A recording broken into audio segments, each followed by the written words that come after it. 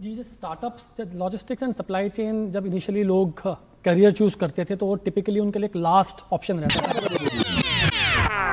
साल की इस यात्रा और अगले भविष्य के रोड मैप पर भी हम चर्चा करेंगे। हमारे साथ 3 खास मेहमान स्टूडियो में जुड़े हुए हैं। अपने मेहमानों से मैं आपका परिचय करा देती हूँ। जयंत कृष्णा जी हमारे साथ जुड़े हुए हैं, फॉर्मर सीईओ हैं एनएसडीसी के। अरुण पंडित हमारे साथ जुड़े हुए हैं, फाउंडर है हाइफन एसीएस के। अरुण जी, सप्लाई चेन जो है उसे पहले बड़ा कन्वेंशनल माना जाता था।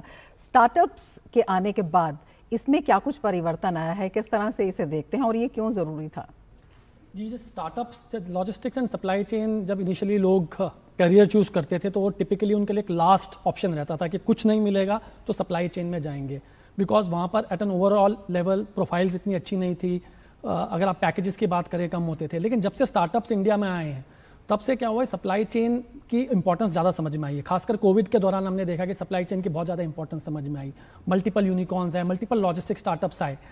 एक देश के बिकॉज मेक इन इंडिया पे हम फोकस करें, मेक इन इंडिया पे फोकस करने के लिए हमें अपनी लॉजिस्टिक्स कॉस्ट को रिड्यूस करना पड़ेगा ताकि हम और कॉम्पिटिटिव हो।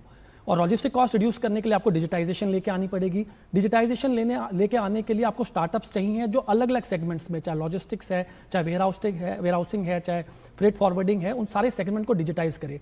तो हमने देखा कि स्टार्टअप्स के आने के कारण डेटा हमारे पास आने लगा, डेटा के बेसिस पे हम टूल्स बनाने लगे, उसके बेस पे विजिबिलिटी आने लगी। विजिबिलिटी के आने के कारण हम ज़्यादा से ज़्यादा एरर्स देखने लगे, किस चीज़ को कैसे ऑप्टिमाइज कर सकते हैं। और फंडिंग आने लगी इस पर्टिकुलर वर्टिकल में, फंडिंग आने लगी तो लोगों का भी इंटरेस्ट इस तरफ जाने को लगा। तो अब लॉजिस्टिक और सप्लाई चेन एक ऐसा करियर पाथ नहीं है कि जो लास्ट में कुछ नहीं मिला तो हम ये कर लेंगे। अब एक ऐसा करियर पाथ है जहाँ पर लोग जानते हैं कि एक डेवलप्ड कंट्री की जीडीपी 6 to 8% होती है, डेवलपिंग कंट्री के 12 to 14% डायरेक्ट इनडायरेक्ट कॉस्ट होती है। एक बहुत बड़ा डेल्टा है। तो लोग जानते हैं जहां पर डेल्टा है, जहां पर ज्यादा ऑप्टिमाइजेशन की जरूरत है, वहीं पर सबसे ज्यादा ग्रोथ हो सकता है। तो अब नया यूथ सप्लाई चेन की तरफ फोकस कर रहे हैं, डिजिटाइजेशन की तरफ फोकस कर रहे हैं और उसे कंबाइन कर रहे हैं एनालिटिक्स के साथ, डेटा ड्रिवन डिसीजन मेकिंग की तरफ एंड एआई इंटेलिजेंस की तरफ। तो आई थिंक बहुत ज्यादा पर्सपेक्टिव चेंज हुआ है specifically in the supply chain domain. बिल्कुल नई सोच, नए क्षेत्रों में, और जो रिस्क लेने की क्षमता है वो बढ़ी है, आत्मविश्वास भी बढ़ा है।